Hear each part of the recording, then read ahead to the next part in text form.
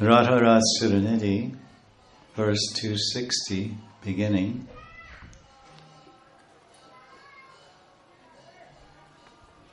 Shri Radha Rasikendra Rupa Gunavad Gitani Samsha Shravayan Gunja Manjula Harabara Mukatad Yad Vedayam Jagrata Shama Preshita Puga Malya Navagand Adyaishcha Samprinayams Twatpadabja Nakajata Rasarade Magna Kadasyam Maham. Translation. When will I become immersed in the lake of pure ras of Sri Radha Rasikendra's lustrous lotus-like toenails, as I sing songs to them about their glorious forms, qualities, and then lovingly offer them strings of gunja berries, peacock feather crowns, betel nuts, garlands, and fresh perfumes sent by Sham Sakhi. So the title of this verse that's been given is the Manjari Seva Meditations. So in the introduction, we have said that whether one is directly serving the loving pair, Lila Yugal, Radha Madhav, in one's Siddha Sarup, Manjari Sarup, Siddha Vesh, or whether one is simply a practitioner and he's meditating and he's praying in the present sadhaka form, which is called sadhaka avesh, entered into. He's absorbed in his present form. He's meditating on the sevas of Radharani. The goal is the same for the siddha and the sadhak, for the practitioner and the perfect, the confidential seva of Radha Govinda Yugal. So in discussing this verse, we see some points in the commentary. In line 1 it says, Shri Radha Rasikendra Rupa Gunavad Gitani. That the Radha and Rasik, Krishna is the Rasik, Shri Radha and Rasikendra. Indra means the king of. Krishna is the king of Rasikas, the greatest connoisseur of transcendental flavors and mellows of loving devotion. Rupa Gunavad Gitani Shrava Samshravayan. And his guna, his qualities, his form, the form of Sri Radha, the form and qualities, Rup and Gun, Gunavad of Sri Radha and Rasikendra. There it says Samshrayami. We should, Gitani Samshrayami, we should sing songs which are full of descriptions of their forms and their qualities. So Krishna has many unlimited forms. And here he's Saraswati Pad, he's calling Krishna Rasikendra. He's Rasik Shekhar. His only business is enjoying the delight, the taste of love, the flavors of love. All love, different types of love have different types of flavor. The servants in the house have one type of loving mood and service and bhav. And Krishna tastes their hearts. You taste that love, that servitude, that intimate, friendly servitude. It's not official or distant. And they're touching Krishna's body. It's a very intimate servant. They bathe Krishna. They massage him in the morning. In Nandagan, Pratak Lila, around 7 o'clock in the morning. They massage him with Narayan oil, naturally. He's Adi Narayan. And then they bathe him with fragrant water poured from golden pots, warm water in the winter and cool water in the summer. And previously, before bathing him, the water was mixed with different flowers or herbal oils to give a very fragrant and soothing effect when they would pour that water over Krishna's body after massaging him. So some jokes are there. And sometimes when some servant like Patrak or Raktak, he ties ankle bells on Krishna's feet. Then he goes to the cabinet to get some Kaustuba money, mala, Krishna's Kaustuba necklace. And he walks to the jewelry box. Sitting on a table nearby, addressing mandap, Shringar mandap. Then Krishna quickly unfastens the ankle bell and puts it on the floor. And then the coward boy comes back, hey, what happened to the ankle bell? I thought I fastened it on your feet. Krishna says, no, you just bought it and dropped it on the floor. Acha. So then he ties it. So Krishna plays with them in loving exchange. He's funny, he's a joker. So he plays with them, and then this way they feel so much love. They're not some hired slaves. They're servants, and their area of service is in the house of Krishna, in his bedroom and bathroom, and arranging for him. But he tastes their love, Rasikendra. He tastes the flavor of their love, and each individual devotee is completely satisfied and thrilled and delighted in his mind and heart with the flavor and experience of the love they derive from serving Krishna in their own particular way as Krishna's menial friendly servants, as his intimate bosom buddy friends, the coward boys, Subal, Sridham, Vidagdha, Kinkini, Stoka Krishna, Gobata, so many. Or what to speak of the gopis and Radharani, or Mother Yashoda and Rohini and Kalimba and Amba and Kalimba. And Putana's up there now. Putana's up there as a Datri of Krishna, a nurse of Krishna. Aho Bhakti Stana Kalakuta. In the third canto of Bhagavatam. Vidura is amazed when he hears the glories of Krishna. How much karuna, how much compassion, how much vatsalya. Someone comes to murder you and steal you. Not only don't take it seriously, it's okay.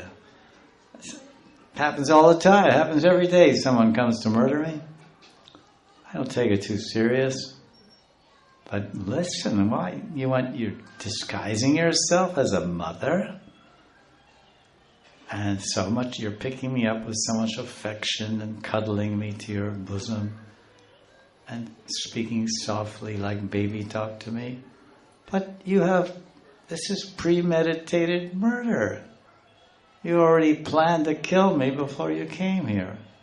And to fulfill your plan, you coated your breast, your stan, your nipple with kalakuta poison. Poison was more severe and effective and dangerous than the poison generated from the churning of the milk ocean by the Sura Deva Asura Kirasagara Mantana. Anyway, okay, fine. Still, I accept you as a mother. And Krishna liberated Putana and gave her the position of a Datri, a nurse. So this is the Rasikendra aspect. Shri Radha Rasikendra Rupa Gunavad Gitani Samshravayan. completely, and Krishna's complete. We should the. So what he's saying here, he's saying that I'm going. This is what the Mandri is going to do. It's going to sing for Radha and Krishna, and sing about their forms and qualities. Samshravayan. Samshravayan is translated as endowed. Samshravayan. But it seems to me that the Mantri will be rendering these services, and one of the services, this is verse I titled Mantri Meditations, Seva Meditations, because here we're hearing about Radha and Rasikendra, and the Mantri, Saraswati Pada is in Mantri Swarup, and he's projecting, I'm there, I'm in the Lila, maybe he's seeing it, and I'm singing for them, and I'm offering them gunja berries and necklaces, and all these things are listed here. Navagandha, all that. But now we're discussing line 1. So here he's saying, oh, I'm singing. Mandris sing and they dance and they cook and they do everything. They're expert cultural artists. So here he's saying, I will sing in Samshravayan, and Sri Radha and Rasikendra Krishna, I will fully fill their ears, completely fill their ears with the sound, with the songs that I sing about what? I'm going to sing about their forms and about their qualities.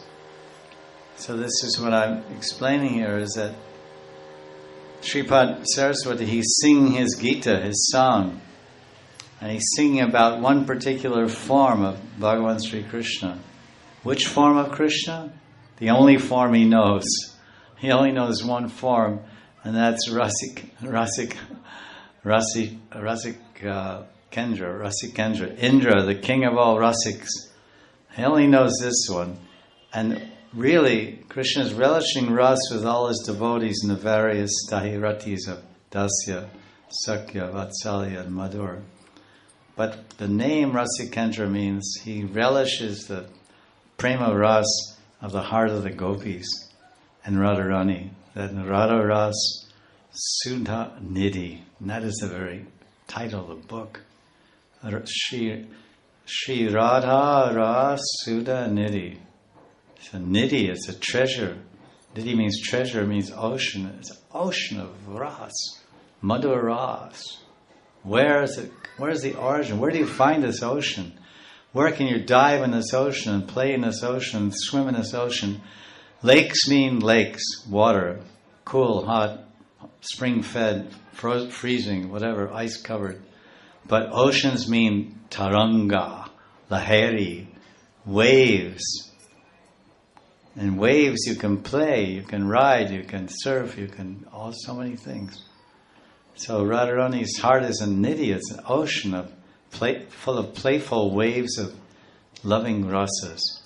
And Krishna is right there ready to ride the waves. The taranga, as Rasikendra, he's the king of rasiks. So that's what he's saying. He said, this particular person I want to sing to. Gunavad Gitani Samshravayan. I will completely saturate their ears with my Rupa Guna Gunavad Gitani, my Rup Git and Guna Git. We have Bhagavad Gita, and Gopi Gita and Sangit Madhav. So he's singing his Gita, a song about Rasika Sham, the specific sweet form of Krishna, who is drenched in Shrinkar Prem Ras. And all that, where is it coming from? It's all coming from, it showers from the heart of Radharani. That's why we say Radharani lives in Barshana. It can't be anywhere else. Where else can she live but Barshana? What does the word Barshana means? Rain showers. It's a place where it rains. And where is the rain coming from? Because if you go there, you won't find any. I don't see any clouds. The land is dry. It seems like a desert here. It's on the border of Rajasthan. If you half an hour away, it's Rajasthan. It's right there. Go down a dusty road from Unchagaon, 15 minutes, you're in Bharatpur. Back way. It's all desert.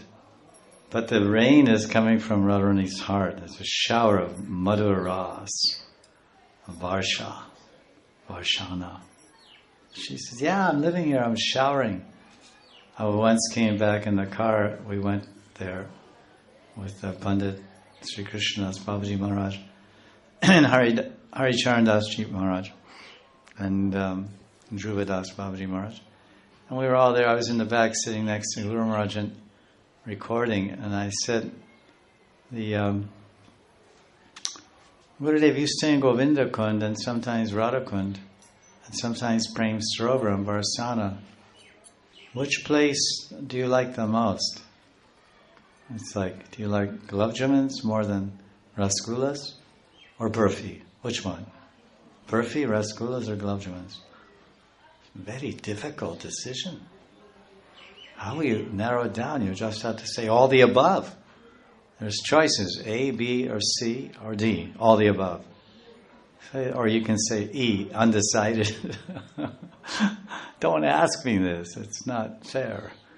So I said, you stay in Govinda Kund and Radha Kund and Prem Sarovara. Which is your favorite? He said, my favorite place is Varshana. I said, why? He said, because Prem is raining from the sky. Prem is raining from the sky. It's just raining Prem in Varshana. And I said, so then, what? Radhakund, no Prem? It's on my recording. Radhakund, no Prem? Yeah, Radhakund, Prem, lots of Prem. But Varshana, it's just raining from the sky.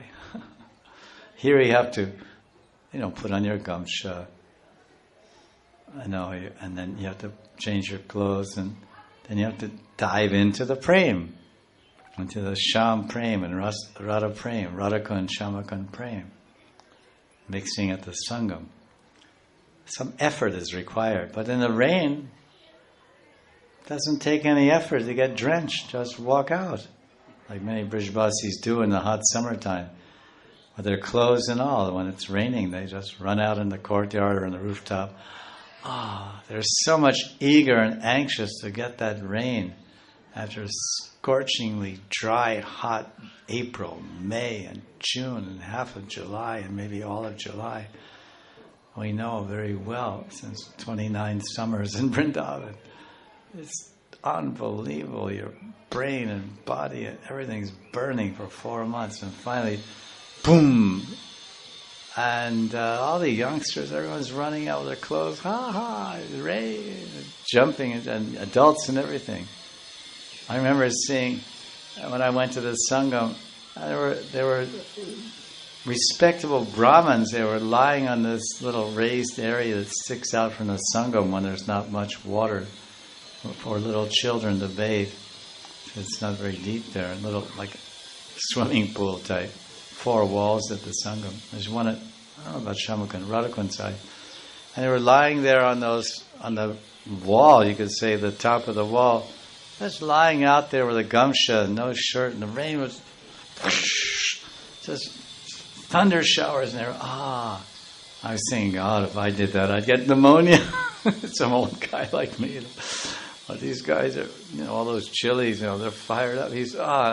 I said, wow, I never seen him like that. He was really, maybe even in his, his Antarvastra. Antarvastra. It's quite, so this is Varshana.